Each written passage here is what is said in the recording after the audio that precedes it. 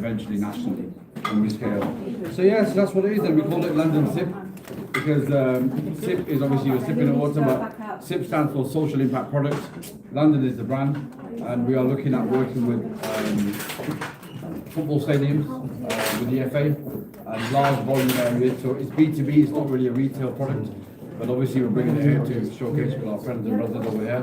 But it will be we're working with hotel chains, hospitality sector, because they're a big contributor to consumers, but also contribute to the environment by using plastic. So we're trying to address and align that with that. So that's one of the products we're doing, and that's pretty much it.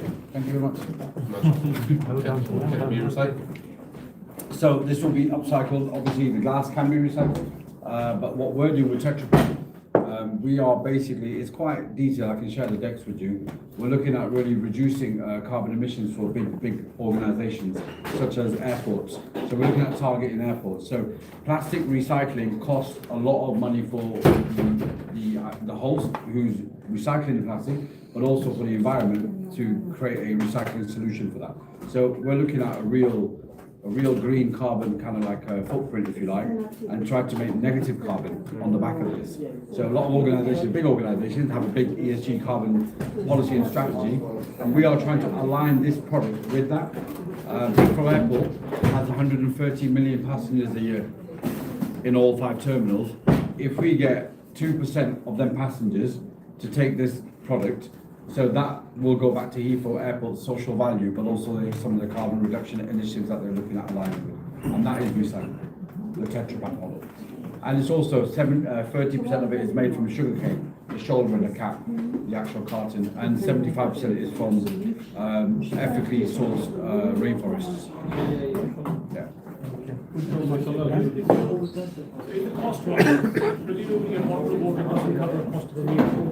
No.